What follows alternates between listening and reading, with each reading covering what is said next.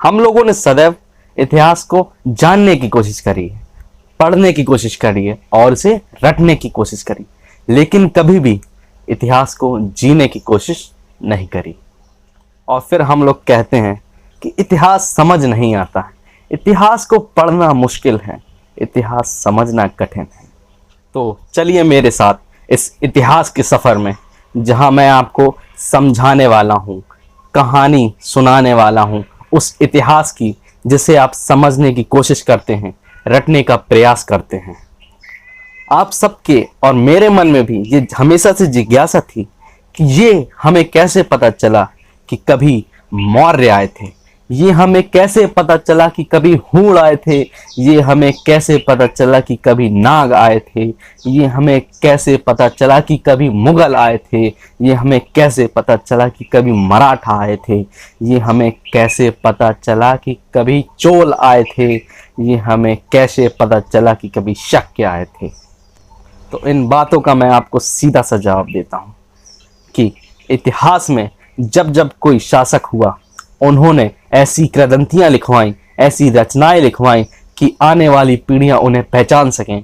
जब लेखन पद्धति नहीं हुआ करती थी, तब बड़े बड़े शासकों ने, जैसे अशोक, मौर्य, गुप्त, इन लोगों ने स्तंभों का निर्माण करवाया। जो आज अशोक स्तंभ है, उनका निर्माण इसीलिए हुआ था कि आने वाली पीढ़ियां जान सके, समझ सके कि कोई चंद्रगुप्त मौर्य हुआ करता था, कोई अशोका द ग्रेट हुआ करता था।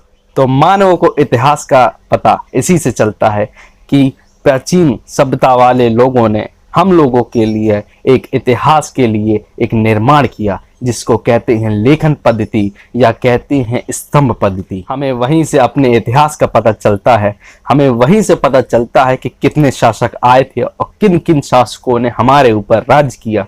आज मैं आपको बताने वाला हूँ चंद्रगुप्त मौर्य यानी मौर्य वंश, यानी कहते हैं मगध का उदय।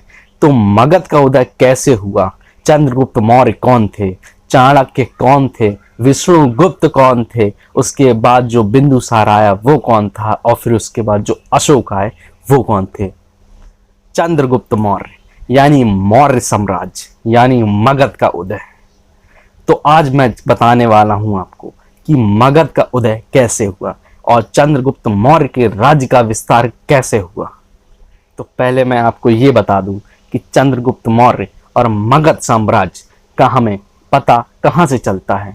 तो चंद्रगुप्त मौर्य के साम्राज्य का पता हमें चलता है अर्थशास्त्र पुस्तक से, जिसके रचनाकार विष्णुगुप्त यानी चाणक्य हुआ करते थे। विष्णुगुप्त की अर्थशास्त्र पुस्तक में चंद्रगुप्त मौर्य और मगध साम्राज्य के बारे में पूर्णतः विस्तार से लिखा हुआ है। तो चलिए फिर शुरू करते हैं चंद्रगुप्त मौर्य का इतिहास और मगध का विस्तार। मौर्य वंश का विस्तार। मौर्य वंश के विस्तार से पहले एक साम्राज्य और हुआ करता था, जिसका नाम है नंद वंश यानी नंद डायनेस्टी। उसका एक अंतिम शासक हुआ करता था, जिसका नाम है धनानंद। धनानंद एक क्रूर शासक हुआ करता था और वह एक शराबी किस्म का शासक हुआ करता था। उसी धनानंद यानी नंद वंश के साम्राज्य में ही एक उनके मात्य हुआ करते थे। मात्य यानी प्रधानमंत्री कहा जा सकता है। तो जो मात्य थे उसका नाम था विष्णुगुप्त यानी चाणक्य। चाणक्य नंद वंश के लिए ही मात्य का काम किया करते थे, सलाह का काम किया करते थे। तो एक दिन विष्णुगुप्त ने जब धनानंद से कहा कि महाराज, आपके साम्राज्य पर सिकंदर यानी अलेक्जेंडर हमला करने वाला है, तो उन्होंने विष्णुगुप्त को ही डांटते हुए कहा कि तुम पागल हो चुके हो और ये गलत है, और बेइज्जत करके अपनी सभा से उन्हें बाहर निकाल दिया। यह बात विष्णुगुप्त के दिल पर लग चुकी थी। विष्णुगुप्त ने अपनी चोटी को हिलाते हुए कहा कि ए धनानंद सुन, तेरा साम्राज्य समाप्त होने वाला है। और इतिहास में ऐसा ही बताता है कि धनानंद का साम्राज्य पूरा समाप्त हो गया। जब विष्णुगुप्त साम्राज्य से बाहर जा रहे थे, तो एक खेल हुआ करता था जिसका नाम है राजकीलम। राजकीलम उस जमाने का एक खेल हुआ करता था। उसमें कैदियों यानी बंदियों को किसी प्रकार से नाच कराया जाता था और उन पे बिडिंग की जाती थी, यानी उनके ऊपर पैसा लगाया जाता था। तो उसी राजकीलम खेल में 1000 चांदी की मुद्रा यानी 1000 स्वर्ण कारसणपण मुद्राएं दे करके विष्णुगुप्त ने चंद्रगुप्त मौर्य को खरीदा था।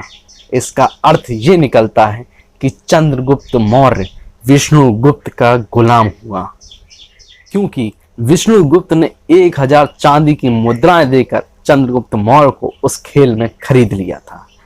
तो इसका अर्थ होता है कि चंद्रगुप्त मौर्य विष्णुगुप्त के नीचे काम करेगा, जो वो आदेश देंगे वो चंद्रगुप्त मौर्य को करना पड़ेगा। विष्णुगुप्त और चंद्रगुप्त मौर्य के मध्य जब बातें हुई तो उन्होंने उनको बताया कि मगध का साम्राज्य ऐसे उदय करना है और इस प्रकार से नंद वंश के अंतिम शासक को हमें हराना है।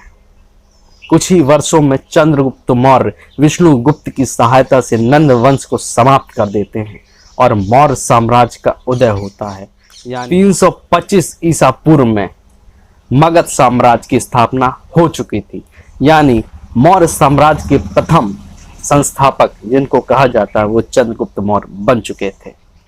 इतिहास से हमें ये पता चलता है कि मगध का उदय इस प्रकार से हुआ कि उनका विस्तार अफगानिस्तान तक फैला और उसी बीच एक किंवदंती और हमें पढ़ने को मिलती है और समझने को मिलती है कि यूनान का एक शासक हुआ जिसका नाम था सेल्यूकस निकेटर। उसने चंद्रगुप्त मौर्य को धमकी दी कि मैं तुम्हारे राज्य पर कब्जा करूंगा और हमला करूंगा। सेल्यूकस निकेटर उसकी एक उपाधि हुआ करती थी जिसका अर्थ है विजेता, यानी कभी ना हारने वाला, उसको कहा जाता था निकेटर। चंद्रगुप्त मौर्य जब यूनान पहुंचे तो सेल्यूकस निकेटर ने उनकी सेना और उनकी ताकत देखकर उनके सामने समर्पण कर दिया और बदले में अपनी आधी संपत्ति और अपनी एक पुत्री उनके नाम कर दी जिसका नाम हेलेना हुआ था।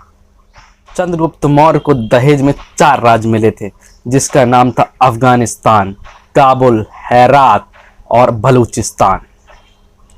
यूनानी शासक सेल्यूकस निकेटर ने चंद्रगुप्त मौर्य के साथ एक अपना इतिहासकार भेजा जिसका नाम मैग्नस्थीज है, जिसकी पुस्तक इंडिका बहुत ही प्रचलित पुस्तिका है। और चंद्रगुप्त मौर्य ने भी बदले में सेल्यूकस निकेटर को 500 हाथियों का तोहफा दिया कि लीजिए ये आपके लिए। कहते हैं कि चंद्रगुप्त मौर्य के काल में ही 12 साल का अकाल पड़ा था, 12 साल का अकाल जिसमें खाने पीने की किल्लत बन गई थी। और आपको ये भी पता होना चाहिए कि चंद्रगुप्त मौर्य जैन धर्म के प्रवर्तक थे, यानी उनके अनुयायी थे। जैन धर्म का उनने प्रसार भी किया था। चंद्रगुप्त मौर्य ने 298 ईसा पूर्व में अपने देह त्याग दिए। श्रावण बेलगोला यानी चंद्रगिर की पहाड़ियां कर्नाटक में उन्होंने अपने जैन पद्धति से यानी संलेखना पद्धति से अपने देह और प्राण त्याग दिए। ये था चंद्रगुप्त मौर्य का इतिहास। इसके बाद हम जानेंगे उनके पुत्र बिंदुसार की कहानी, उसके बाद जानेंगे सुसीम और अशोक की कहानी, उसके बाद हम पढ़ेंगे अशोक द ग्रेट की कहानी। तो धन्यवाद, नमस्कार।